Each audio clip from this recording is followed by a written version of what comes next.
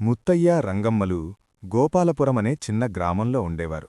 2 ఎకరాల పొలం, ఒక పాత ఇల్లు, ఒకే కూతురు లక్ష్మి. పంట సరిగా పండకపోవడంతో ముత్తయ్య అప్పుల్లో కూరుకుపోయాడు. వడ్డీలు పెరిగిపోయాయి. రోజూ ఉదయం లేవగానే అప్పులే గుర్తుకొచ్చేవి. లక్ష్మి పెద్దదవుతోంది. పెళ్లి వయసు వచ్చింది. కాని చేతిలో రూపాయిలేదు. ఒకరోజు రంగమ్మ నిదానంగా అంది, అప్పుల సంగతి పక్కన పెడదాం ముత్తయ్యా. మన కూతురు భవిష్యత్తు ముఖ్యమయ్యా. ముత్తయ్య మౌనంగా నేలవైపు చూశాడు. పెళ్ళంటే తాళికాదు రంగమ్మా, డబ్బు కావాలి. అప్పులమీద అప్పులు ఎలా చేస్తాం అన్నాడు.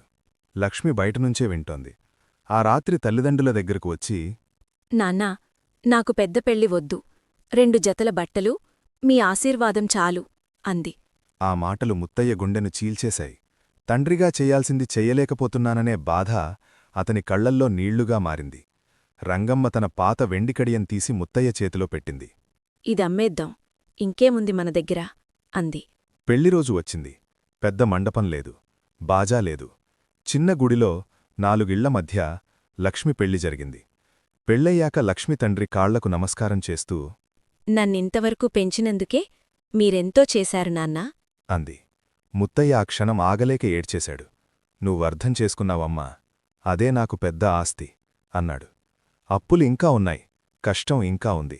కాని ఆ రోజు ముత్తయ్యకి ఒక నమ్మకం వచ్చింది. పేదలికం మన చేతులు ఖాళీ చేయవచ్చు, కాని మన మనసులో విలువను తగ్గించలేదు. ఆ గుడిసె ఇంట్లో డబ్బు తక్కువే, కాని త్యాగం, ప్రేమ మాత్రం అపారం.